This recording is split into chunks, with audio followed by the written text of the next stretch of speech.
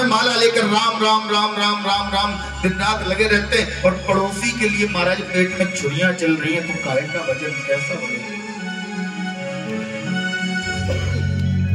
सामने हमारे जरूरतमंद व्यक्ति खड़ा है, बेचारे को जरूरत है, आवश्यकता है, हम समर्थ हैं, उसकी हम सहायता नहीं कर रहे हैं, तो दिन रात राम राम राम राम लगे।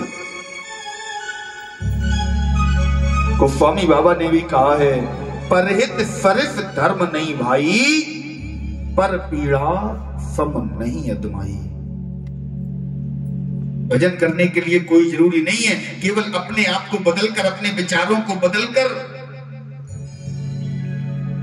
हम उस परमात्मा को पा सकते हैं। कोई आवश्यकता नहीं है कि महाराज गेरुआ वस्त्र पहनो, लाल पीले वस्त्र पहनो, घर से बाहर निकलो, वन में घूमो, वन में तपस्या करो, कोई जरूरी नहीं है। घर में बैठकर अपने विचारों को, अपनी आदतों को काबू में करके हम उस परमात्मा का भजन कर सकते हैं। और भजन करने की उम्र नहीं होती साहब। कुछ लोग कहते हैं अभी क्या, अभी तुम जवान है, बुढ़ापा आएगा तब भजन कर लेंगे। निवेदन करना चाहूंगा, बुढ़ापे में भजन नहीं होता साहब। बुढ़ापे में खबर होता है केवल सुंदर सुंदर खाने को मिल जाए।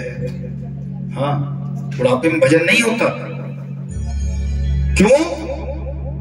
आंख पर तनेगा जाला। जब बुढ़ापा आएगा ना, तो महाराज आंख की पुतली पर एक जाला तन जाता है, जिसे कहते हैं मोतियाबिंद। आंख पर तनेगा जाला, नाक से बहेगा नाला,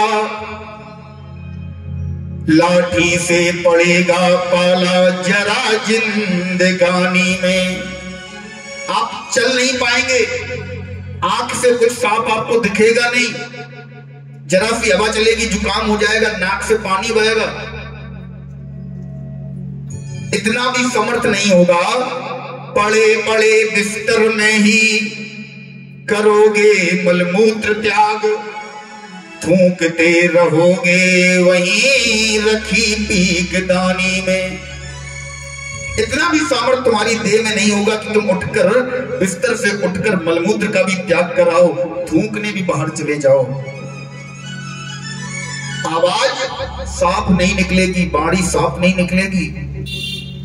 भक्ति क्या करोगे जब शक्ति ना रहेगी पास, राम नाम लेने की तुम्हारी बंद बाणी में।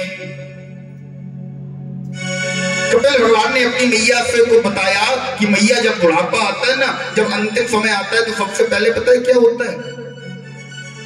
कंठ गड़गड़ाए थे, कंठ से कुछ कहोगे, राम कहोगे, आम निकलेगा।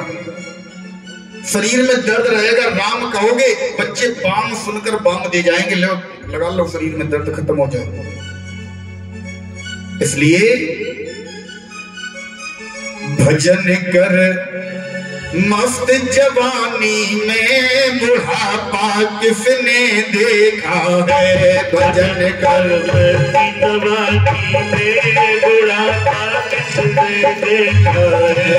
भजन कर मस्त जवानी में, बुढ़ापा किसने देखा है? भजन कर मस्त जवानी में, बुढ़ापा किसने देखा है? बुढ़ापा किसने देखा है? बुढ़ापा किसने देखा है? बुढ़ापा किसने देखा है? बुढ़ापा किसने देखा है? भजन कर मस्त जवानी में, बुढ़ापा किसने देखा है? कान से बहरे हो जाओगे, कान से बहरे हो जाओगे, भजन तुम सुन नहीं पाओगे, भजन तुम सुन नहीं पाओगे। कान से बहरे हो जाओगे, भजन तुम कर नहीं पाओगे। भजन सुन मस्त जवानी में, बुढ़ापा किसने देखा है? भजन कर मस्त जवानी में, बुढ़ापा किसने देखा है? आंख से अंधे हो जाओगे, आंख से अंधे हो जाओगे, दर्श तुम कर नहीं पाओगे, दर्श तुम कर नहीं पाओगे। आँख से अंधे हो जाओगे, दर्श तुम कर नहीं पाओगे। बुढ़ापा किसने देखा है, भजन कर मस्त जवानी में। बुढ़ापा किसने देखा है, भजन कर मस्त जवानी में।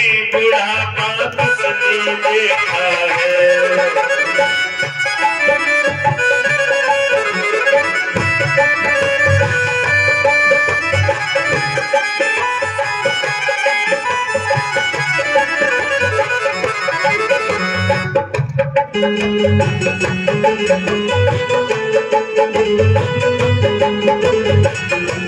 भजन कर मस्त जवानी में, बुढ़ापा किसने देखा है।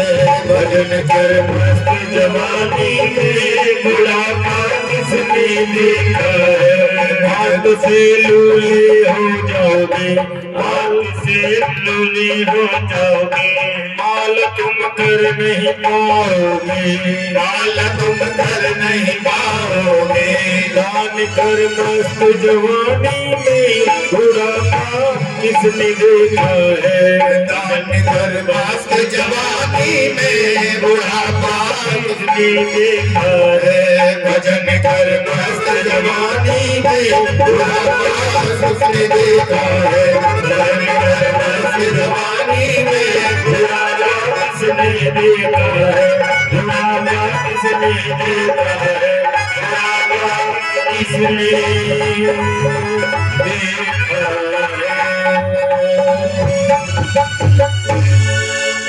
इसलिए महाराज जब तक सामर्थ्य है तब तक भजन करो, तब तक अपनी मुक्ति के लिए मार्ग प्रशस्त कर लो। बुढ़ापे में भजन नहीं होगा। बुढ़ापे में केवल महाराज हमारे शास्त्रों ने रामचरितमानस में तो ये लिखा है, बानर बालक एक स्वभाव। लेकिन हमारे ऋषियों का मत है बानर बालक एक स्वभाव। ये बात तो ठीक है, बालक और वृद्ध ये भी एक स्वभाव। वृद्ध का भी स्वभाव एक बालक की भांति हो जाता है शंकर। इसलिए भजन अगर करना है, अपनी मुक्ति का मार्ग प्रशस्त करना है, तो बुढ़ापे के चक्कर में मत बैठो। क्या पता हम बुढ़ापे से पहले ही चले जाएं। हमारा मालिक, हमारा पिता हमें बुढ़ापे से पहले ही उठा ले। इसलिए कितना भजन करना चाहिए? बोले प्रतिदिन का प्रतिदिन भजन करते रहो। क्या पता हम कल के लिए भजन ना कर पाए, तो आज का आज ही निपटाओ। कितना भजन करें एक दिन में? बोले कलयुग है, व्यक्ति अपने अपने कार्यों में व्यस्त है, तो हमारे शास्त्र बताते हैं, बोले एक घड़ी आधु घड़ी और आधु में पुण्याध, तुलसी संगत साधु की हरे कोटि अपराध। बोले अगर आप अत्यधिक व्यस्त हैं तो एक घड़ी होती है 24 मिनट की। एक घड़ी आधी घड़ी, 24 घड़ी नहीं कर पा रहे, वैसे तो एक घड़ी करना चाहिए, 24 मिनट करना चाहिए भजन। व्यस्त ज्यादा हो तो एक घड़ी नहीं कर पा रहे, आधी घड़ी अर्थात 12 मिनट, उतना भी नहीं कर पा रहे तो आदि में पुण्याद 6 मिनट। अब 24 घंटे में आप अगर 6 मिनट भी भजन ना कर पाओ तो आप जानो और आपका काम जाने। शास्त्रों ने इतनी छूट दे रखी है कि 6 मिनट भी अगर तुम उस परमात्मा के लिए नहीं निकाल पा रहे हो, महाराज आज दशरथ जी ने जैसे ही देखा श्रवण समीप भय सिद्ध केसा, बोले अब मुझे बालों से उपदेश मिल गया। बालों ने जैसे मानो कह दिया हो, हे राजन हमने तो समय के चलते अपना रंग बदल लिया, हम तो काले से सफेद हो गए, लेकिन तुम विरक्त नहीं होना चाहते? तुम अभी भी सिंहासन से जुड़े हुए बैठे हो। मन में विचार आया, राम जी को राजा बना दिया जाए। महाराज पंचों के सामने ये प्रस्ताव रखा। पंचों ने भी कह दिया, जो पांचों मत लागे नीका, जो सुंदर लगे वही कर लो। अब देखो, आज राजा दशरथ जी सर्वाधिक प्रसन्न हैं। क्यों? क्योंकि अपने पुत्र को राजा बनाने वाले हैं। आज कुलगुरु वशिष्ठ की सहमति के लिए, कुलगुरु वशिष्ठ से पूछने के लिए दशरथ जी स्वयं नहीं गए। स्वयं नहीं गए। बोले फिर दशरथ जी की सबसे बड़ी गलती यही हो गई, जिस समय पुत्र नहीं थे, गुरुग्रह तुरंत गयऊ महिपाला, तुरंत दशरथ जी गुरु के घर स्वयं चलकर गए। जब दुख था तब परमात्मा के पास, गुरु के पास स्वयं चलकर जा रहे हैं। और आज जब दुख है, जब दुख था तब स्वयं चलकर गए, आज जब सुख है। क्या लिखा गोस्वामी बाबा ने? दशरथ जी नहीं गए, सबसे बड़ी गलती क्या किया? बोले तब नर वशिष्ठ बुलाए। तब नरनाम माने होता है सेवक, अर्थात नौकर। क्या किया? नौकरों को भेज दिया, सेवकों को भेज दिया, जाओ गुरुजी को बुला लो। गुरुजी को बुलवाने के लिए सेवकों को भेजा, सेवक गए गुरुजी को बुलाने। पहली गलती। दूसरी गलती, सारे अयोध्या वासियों को बुलाकर ऐलान कर दिया। गुरुजी से परामर्श नहीं किया, सारे अयोध्या वासियों को बुलाकर ऐलान कर दिया, जाओ सब अपने अपने घरों में तैयारियां करो, सुंदर बाजे बजाओ। क्यों? राम जी राजा बनाए जाएंगे। बाजे कब बजने चाहिए?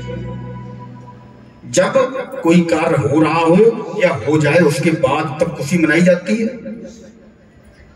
दशरथ जी ने दूसरी गलती कर दी। बोले महाराज गुरु जी से परामर्श भी नहीं किया और घोषणा कर दी राम जी को राजा बनाया जाएगा।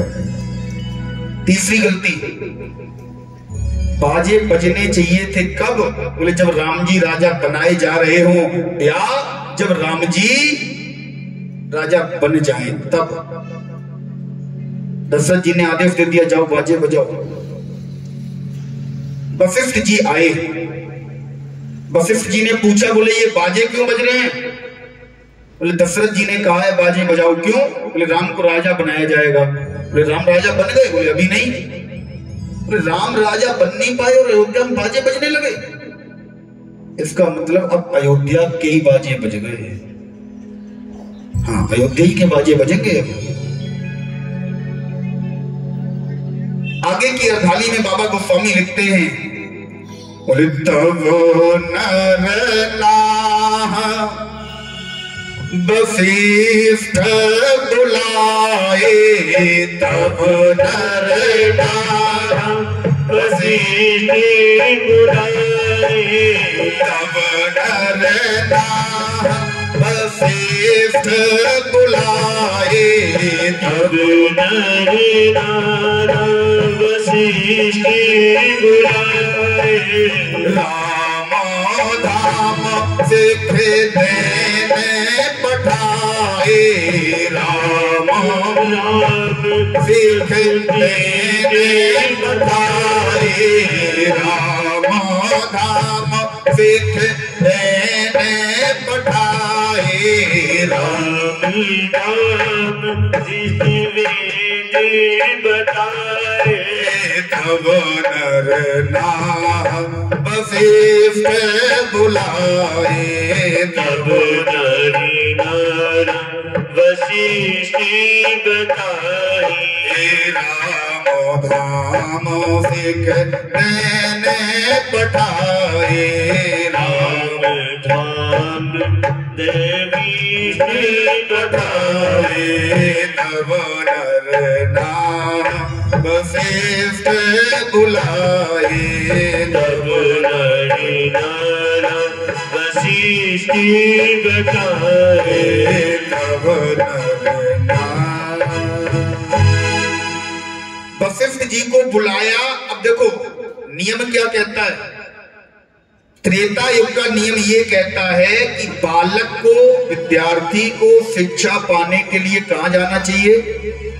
गुरुजी के घर, गुरुजी के आश्रम में। ये त्रेता युग का नियम है, द्वापर युग का नियम है, कलयुग का भी यही नियम था। लेकिन अब भगवान मालिक है, अब तो गुरुजी घर घर घूम रहे हैं शिक्षा देने के लिए। ट्यूशन टीचर घर घर घूम रहे हैं बच्चों को पढ़ाने के लिए।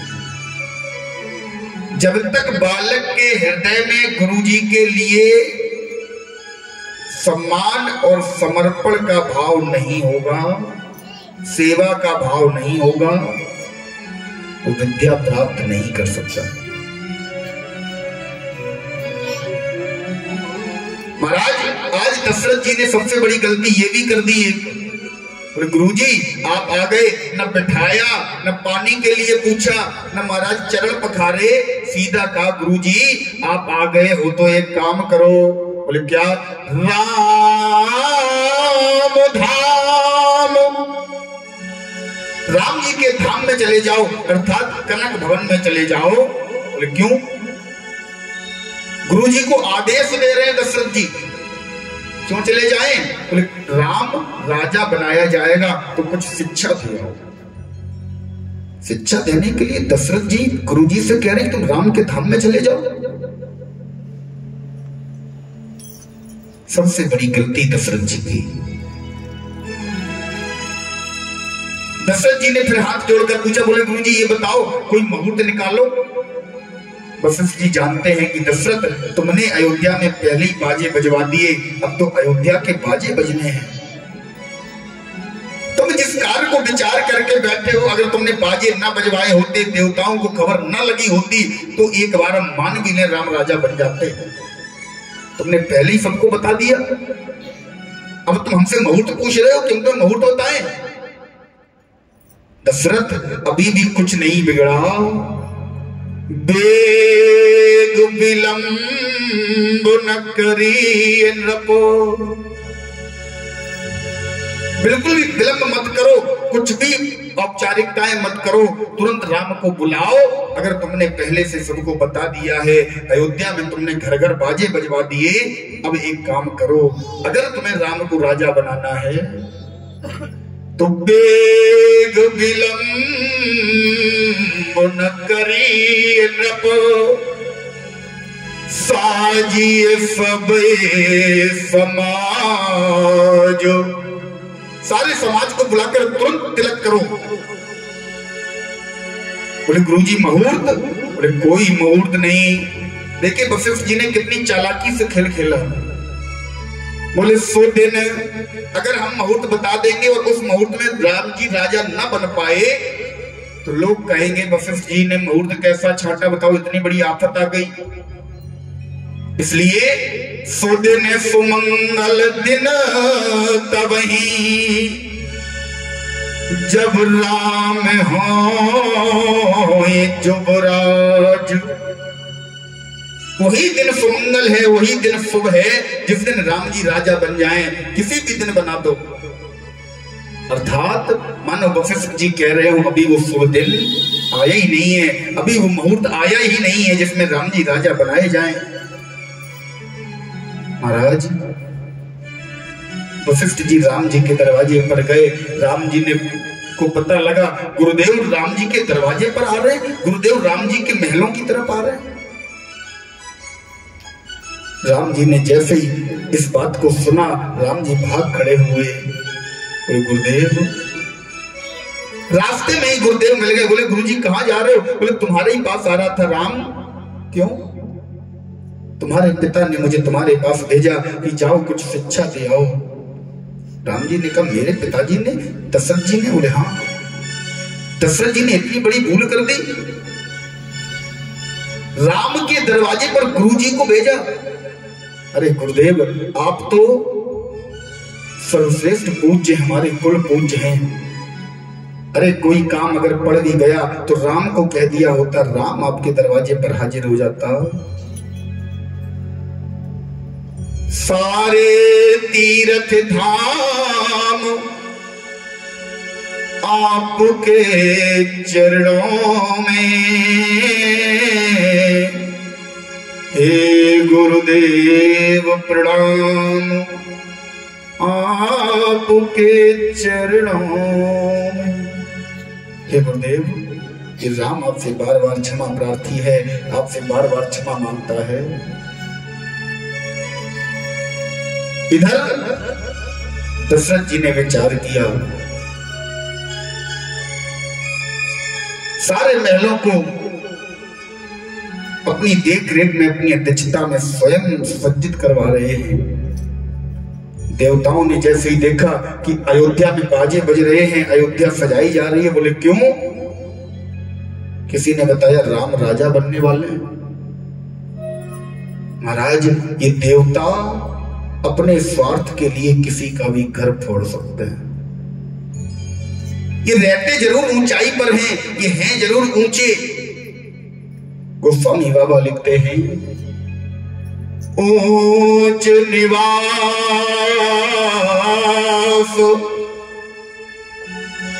नीच करतूती, देख न सके पराई विभूति। ये अपने सुख के आगे दूसरे का सुख नहीं देख सकते, ऐसे हैं ये देवता। महाराज, तुरंत सरस्वती मैया को बुलाया। सरस्वती मैया से कहा, मैया किसी की वाणी पर विराजित होकर कुछ ऐसा करो कि राम जी राजा ना बन पाए। अगर राम जी राजा बन गए तो राम जी का संकल्प है, निश्चर हीन करूं मही, भुज उठाए प्रण कीन। हम लोगों ने दिन रात पापड़ बेले, दिन रात हम लोग राम जी के पास गए, मनु शत्रुपा को तैयार किया, उन्होंने तपस्या की, पृथ्वी को हम गऊ के रूप में बनाकर बार बार राम जी के पास गए, तब जाकर कहीं राम जी का अवतार हुआ और राम जी को राजा बनाकर बैठा दिया जाए। पृथ्वी से अत्याचार कम नहीं होंगे। और महाराज, जब तक पृथ्वी के किसी भी कोने पर अधर्म है, तब तक राम राज्य की स्थापना हो भी नहीं सकती। आज वाणी मैया ने, सरस्वती मैया ने मंथरा की बुद्धि पलटी। मंथरा कैकेयी मैया की सबसे प्रिय दासी है। कैकेयी मैया के भवन में जाकर मंथरा एक कोने में खड़े होकर रोने लगी। मंथरा को रोता हुआ देखकर कैकेयी मैया ने पूछा, क्या हुआ मंथरा, क्यों रो रही हो? लेकिन मंथरा ने कुछ कहा नहीं। मंथरा रोए जा रही है, रोए जा रही है, रोए जा रही है। कैकेयी मैया ने फिर पूछा, मंथरा उत्तर न दे, उत्तर क्यों नहीं दे रही? उत्तर न दे ले उपासु, नारी चरित कर ढारे आंसू। ये स्त्रियों का चरित्र क्यों अपना रही है? अरे देखो, गोस्वामी बाबा ने भी लिखा है कि ये स्त्रियों का चरित्र है, किसी भी बात को कहने से, बताने से पहले आंसू ढाना। ये माताओं की आदत होती है। बात बाद में बताएंगी, पहले 15 मिनट 20 मिनट अपने आंसुओं से सामने वाले का हृदय ऐसा कर देंगी कि उसे मानना ही पड़े। फिर कैकेयी मैया ने कहा, मंथरा उतर न दे न ले उपासु, नारी चरित कर ढारे आंसू। मंत्रा फिर भी कुछ नहीं बोली। हासे कह रानी गाल बढ़ तो रे। कैकेयी मैया ने हंसकर कहा, हे पापिन, हे मंत्रा, ये अपने गाल क्यों फुला रखे हैं, क्यों नहीं बोल रही है? मंत्रा बोली, रानी तुम बहुत अनजान हो, तुम्हें पता है अयोध्या में क्या हो रहा है? बोले क्या हो रहा है? बोले राम जी को राजा बनाया जा रहा है। और जैसे ही महाराज कैकेयी मैया ने सुना, बोली मंत्रा तू सच कह रही है? बोले हाँ मैं बिल्कुल सच कह रही हूं। राम जी को? बोले हाँ, मेरे राम को राजा बनाया जा रहा है। मंत्रा बोली यही तो दिक्कत है। नाचने लगी कैकेयी मैया। मंत्रा ने पकड़ा कैकेयी मैया को, कैकेयी होश में आओ, ये तुम क्या कर रही हो? क्यों? अरे मंत्रा तू बता, तुझे मैं क्या इनाम में दे दूं? तूने मुझे बहुत अच्छी खबर सुनाई, तूने मेरे कानों में ऐसी खबर डाल दी, मेरा हृदय गदगद हो गया। तू बस मुंह से बोल, तुझे क्या इनाम चाहिए? मेरा राम राजा बनाया जा रहा है। मंत्रा बोली, कैकेयी होश में आओ, ये तुम राम के प्रति प्रेम की दवा जो खाकर बैठी हो ना, इसका नशा उतारो।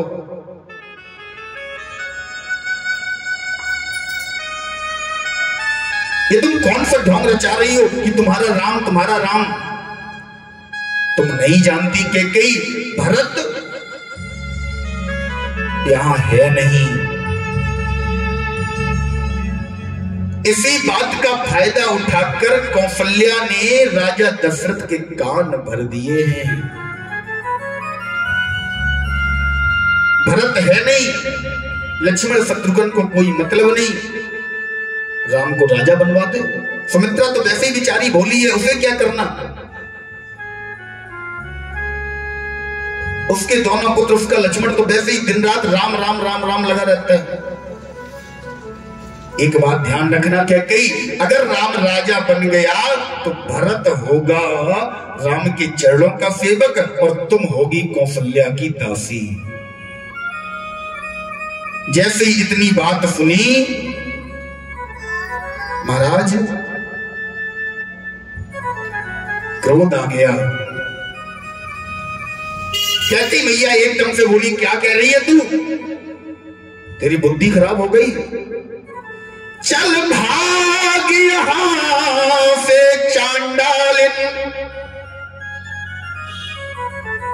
चल भाग यहां से चांडालिन। किसने तेरी मति मारी है? और जो स्वच्छ रुई की ढेरी को बनकर आई चिंगारी है, जो स्वच्छ रुई की ढेरी को बनकर आई चिंगारी है, बनकर आई चिंगारी है, बनकर आई चिंगारी है। तेरी किसने बुद्धि खराब कर दी? अरे मेरी अयोध्या का परिवार, मेरा राज परिवार कितना स्वच्छ रुई का ढेर है, तू उसमें आग लगाना चाहती है?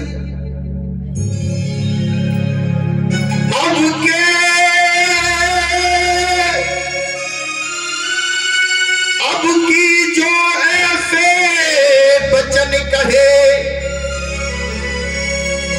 तो मुंह तोरा नुचवा दूंगी। अब की जो ऐसे बचन कहे तो मुंह तेरा नुचवा दूंगी। और युवराज राम होगा मेरा, मैं तुझको मुंह मांगा दूंगी, मैं तुझको मुंह मांगा दूंगी, मैं तुझको मुंह मांगा दूंगी, मैं तुझको मुंह मांगा दूंगी। मंत्रा तू जो ये वचन कह रही है ना, इन वचनों का पिटारा यही बंद कर दे, इन वचनों का पिटारा यही बंद कर दे। अगर तूने अब के जो ऐसे वचन कहे तो मुंह तेरा नुचवा दूंगी। युवराज राम मेरा होगा तो तुझको मुंह मांगा दूंगी। जिस दिन मेरा राम राजा बन जाएगा, जिस दिन मेरा राम युवराज बन जाएगा, उस दिन तू मुंह खोल नहीं पाएगी, मैं तुझे इतना दे दूंगी। लेकिन अगर तूने दोबारा मुझे भड़काने की बात कही, मेरे स्वच्छ अवध परिवार में अगर तूने चिंगारी लगाने की बात कही, तो मैं तेरी जिभ्या कटवा दूंगी। ये हाथ जोड़कर बोली, देखो रानी, हम तो तुम्हारा भला चाहते हैं, हम तो केवल इसलिए तुम्हारे पास आए हैं कि खुल गए भाग कौशल्या के, है गया उसी पर विधिना की। तुम मेरा मुंह नुचवाने की बात कर रही हो, लेकिन तुम इस बात से अनजान हो रानी, खुल गए भाग कौशल्या के, है उस पर दया विधाता की। और रानी किस घोर नींद में है, अब लोग चाल निज राजा की। रानी कह गई, तुम मुझे लगता है नींद में हो, तुम्हें दशरथ जी की चाल नहीं दिखाई दे रही है। महाराज गोस्वामी बाबा लिखते हैं, कैकेयी ने फिर कहा, बोले पुण्य से गवाहो कह से घर थोरी, तब धर जीवो कहा बहु तोरी, तब धर जीवो कहा बहु तोरी, तब धर जीवो कहा बहु तोरी। पुण्य से गवाहो कह से घर थोरी, पुण्य से गवाहो तब धर जीवो कढ़ा बहु तोरी, तब धर जीवो कढ़ा बहु तोरी। सुन प्रिय बचन मलिन मनु जानी, सुन प्रिय बचन मलिन मनु जानी, रानी अब रहु अज्ञानी, चुकी रानी अब रहु अज्ञानी।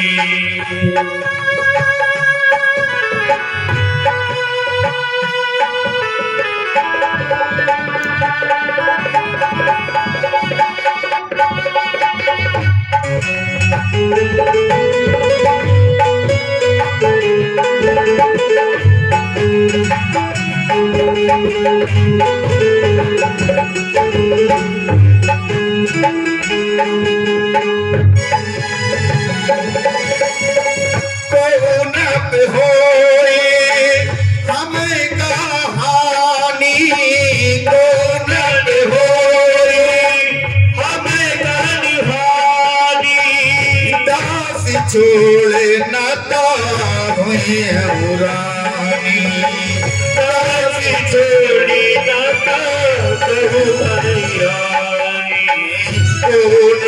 होए हमें कहानी, हमें कहानी, दासी छोड़े नाता हुई रानी, दासी छोड़े नाता हुई रानी। मंत्रा बोली, देखो रानी कैकेयी, हमें कोई दिक्कत नहीं है, चाहे राम राजा बने, चाहे भरत बने, चाहे लक्ष्मण बने और चाहे यही बने रहे, हमें कोई दिक्कत नहीं है। कौन पे होए हमें कहानी, दासी छोड़े नाता हुई रानी। मैं कोई रानी थोड़ी ना बन जाऊंगी, मुझे क्या करना। राम राजा बनेंगे, महारानी बनेगी कौशल्या, पटरानी बनेगी सीता, मुझे क्या करना? मैं तो केवल तुम्हारे बारे में सोचकर यहां चली आई। इसलिए अरे मुझे तो जब जनक जी ने तुम्हारे साथ भेजा तब से लेकर आज तक मेरा तो एक ही स्वभाव है कि अनवल दीख न जाई तुम्हारा कोई बुरा करे मुझसे देखा नहीं जाता। मैंने तो इसलिए कह दिया, बहुत समझाया, लेकिन कैकेयी मैया पर कोई प्रभाव नहीं पड़ा। अंत में महाराज ऐसे दो गूढ़ वचन कहे कैकेयी से कि तुम ही न सोच सुहाग बस, तुम ही न सोच सुहाग बस, निज बल जान हुरा। जैसे ही कैकेयी मैया से कहा मंत्रा ने कि रानी तुम कुछ सोच नहीं रही हो, क्यों? सुहाग बस, अपने सुहाग के बस में रहकर, अपने सुहाग से अर्थात अपने पति से तुम्हें इतना प्रेम है कि तुम उनके प्रेम से बाहर निकलकर सोचना नहीं चाहती। क्या सोचे? मंत्रा ने कहा कैकेयी तुम्हारे पति को श्राप लगा हुआ है, तुम्हारे पति को श्राप लगा हुआ है कि तुम्हारे पति की मृत्यु पुत्र के वियोग में होगी। तुम अपने पुत्र राम को पति से अलग करना नहीं चाहती हो, तो कहीं ऐसा ना हो कि तुम अपने सुहाग को बचाने के चक्कर में कहीं ऐसा ना हो कि राम जी परलोक से धार जाएं और तब पुत्र से वियोग हो, दशरथ जी की मृत्यु हो। इसलिए इससे अच्छा मौका तुम्हें नहीं मिलेगा। क्या करो? इस समय कुछ भी करके राम जी का और दशरथ जी का वियोग करवा दो। सदा सौभाग्यवती होने रहने के चक्कर में अपने पुत्र की जान आफत में मत डालो रामी। उस श्राप को फलीभूत होना है, वो श्राप फलीभूत होगा, दशरथ जी की मृत्यु राम के वियोग में होगी।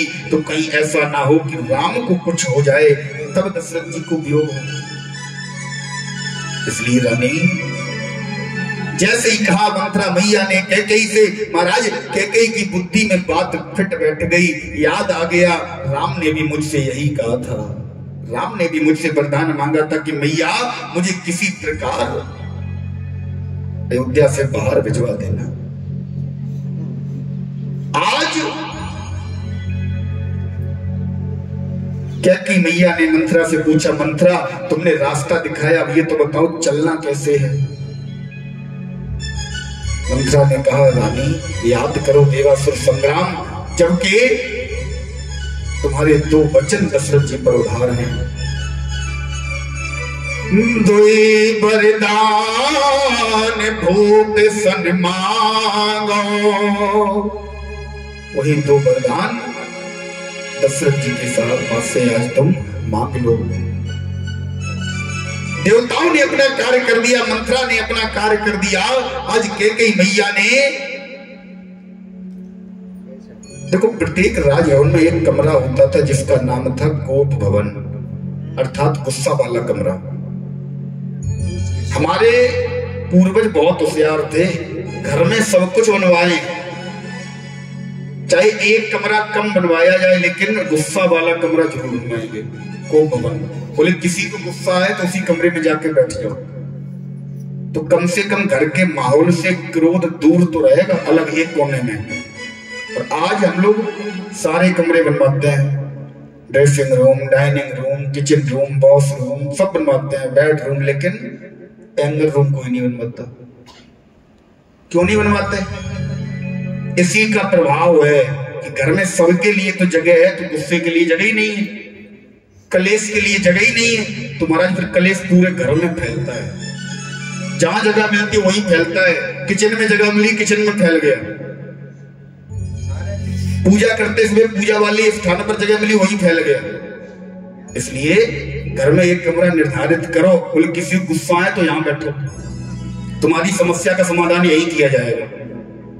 हमारे पूर्वज बहुत होशियार थे, बोले घर में, पूरे घर में कलेश मत फैलाओ, पूरे घर में लड़ाई मत करो, पूरे घर में क्रोध मत फैलाओ, एक कमरा अलग बनाए, उसमें बैठो, वही लड़ो, वही मरो, वही कटो, पूरे घर में वातावरण न दूषित करो। आज जैसे ही कहते मैया ने महाराज नारी चरित्र करना शुरू किया, क्या किया कि कोप भवन गवनी कह के, कहां गई? कोप भवन में, अर्थात गुस्से वाले कमरे में मैया चली गई, बाल बिखेर लिए,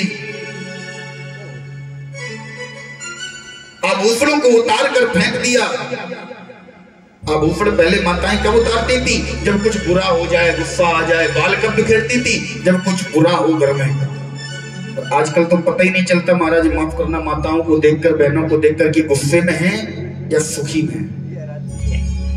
ना आपको आभूषण दिखेंगे, ना बाल बंधे दिखेंगे। बोल राधे राधे। हमारे शास्त्रों में बताया है कि माताओं को, बहनों को बाल खोलकर घर से बाहर कदम नहीं रखना चाहिए कभी भी।